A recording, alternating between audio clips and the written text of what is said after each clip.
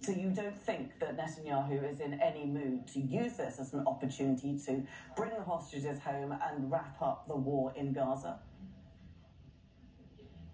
Prime Minister Netanyahu is not at war with Yahya Sinwar. He is not at war with Hamas. Israel is at war with the Palestinian people. And that is why Israel has maintained a belligerent military illegal occupation, including mass displacement of Palestinians for decades.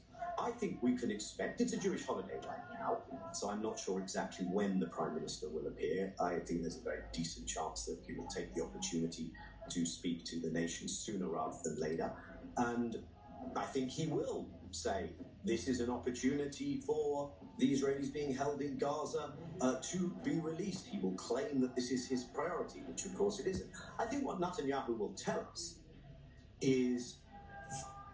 will be a lot of vindication. He'll say, those who said we shouldn't go to Rafah, I was under pressure, I didn't listen to the Americans or anyone. Those who said that Philadelphia shouldn't be taken, the corridor that he made such a big deal of, Sinwar could have escaped if we hadn't taken Philadelphia. And then I think he will tell us that the hostages can now be returned if Hamas gives them up, hands in their weapons. He may even call on the Palestinian people in Gaza to rise up. We're freeing you.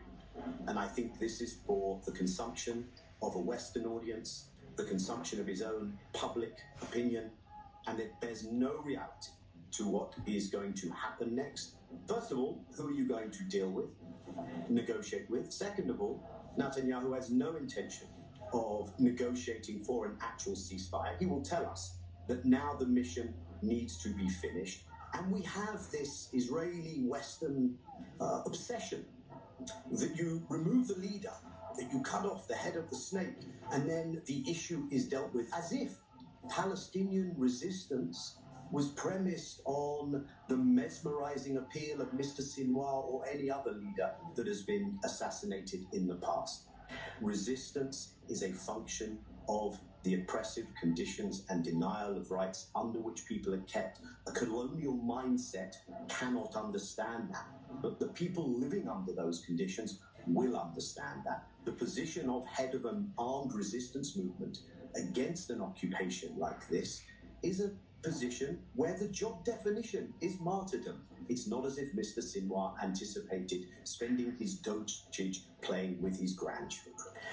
But that might be the way Netanyahu sees the battle, the war in Gaza. But to all intents and purposes, from the outside at least, the US doesn't give that impression that that is what it's willing to support in the Gaza Strip, that it was willing to support Netanyahu's stated goal, which was bringing an end to Hamas. So how long will the US continue its support? Well, first of all, this is not the end of Hamas. Hamas has a collective leadership structure.